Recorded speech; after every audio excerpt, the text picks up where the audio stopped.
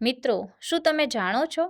Computer hardware engineer એ એવો technical નિષ્ણાત છે જે કોમ્પ્યુટરના ભૌતિક ભાગો જેમ કે motherboard, processor, memory, hard disk, keyboard, mouse વગેરેનું ડિઝાઇન, નિર્માણ, પરીક્ષણ અને જાળવણી કરે છે.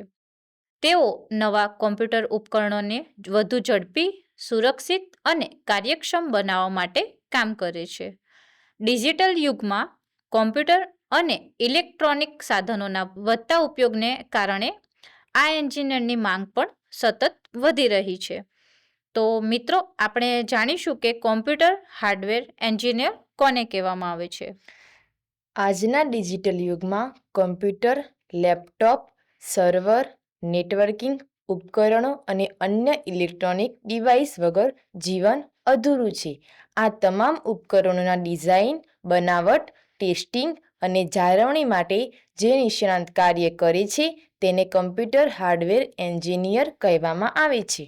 કમ્પ્યુટર હાર્ડવેર એન્જિનિયર એવો ટેકનિકલ નિષ્ણાત છે જે કમ્પ્યુટરના ભૌતિક ભાગો જેવા કે CPU, motherboard, RAM, hard disk, keyboard, mouse, printer, scanner, networking device અને આ બધાની ડિઝાઇન, ડેવલપમેન્ટ, ટેસ્ટિંગ અને રિપેરિંગ કરે છે.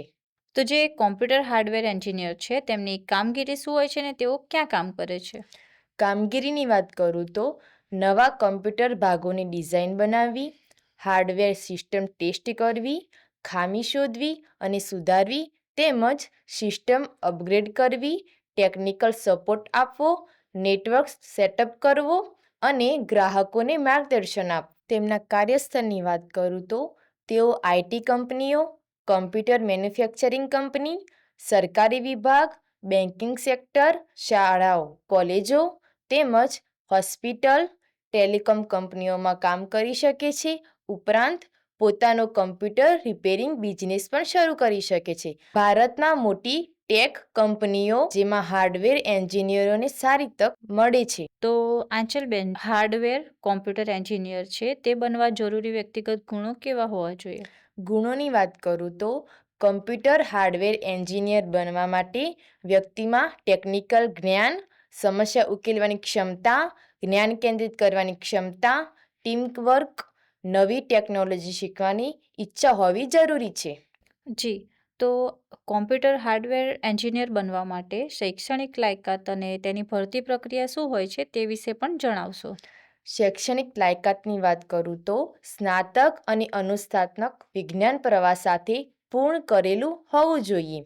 Diploma in computer engineering, BE, BTech in computer engineering, hardware and networking course કરેલો હોવો જોઈએ. ભરતી પ્રક્રિયાની વિશે જણાવું તો સ્નાતક અને અનુસ્નાતક વિજ્ઞાન પ્રવાહ સાથે પૂર્ણ કરેલું હોવું જોઈએ.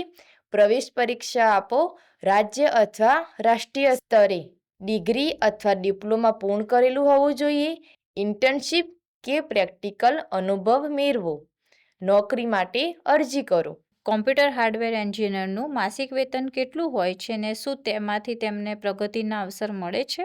જી હા, સરકાર ક્ષેત્રે સરકારશ્રીના ધારાધોરણ મુજબ તથા ખાનગી કંપનીઓમાં વેતન તમારા અનુભવ, લાયકાત અને કંપની પર આધાર રાખે છે.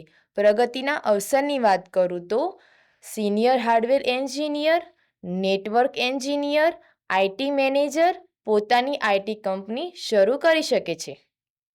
જી, તો આ ક્ષેત્રમાં આગળ વધવા માટે શું કોઈ શિષ્યવૃત્તિ કે યોજનાનો લાભ મળી શકે છે? જી હા, શિષ્યવૃત્તિ માટે રાષ્ટ્રીય શિષ્યવૃત્તિ પોર્ટલ, સ્કોલરશિપ પોર્ટલની અને શૈક્ષણિક લોન મેળવવા માટે પીએમ વિદ્યાલક્ષ્મી પોર્ટલની માહિતી મેળવી શકો છો.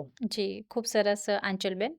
તો મિત્રો, આ સંદર્ભે ક્યાં અભ્યાસ કરવાનો થઈ શકે છે તેમાં સફળ થયેલા વ્યક્તિઓની સાફલ્ય ગાથા તથા કેરિયર કાર્ડની લિંક અને આ હોદ્દાની વધુ માહિતી આપ આ વિડીયોના ડિસ્ક્રિપ્શન બોક્સમાંથી મેળવી શકો છો. આશા છે કે આ માહિતી આપને ઉપયોગી રહેશે. ધન્યવાદ.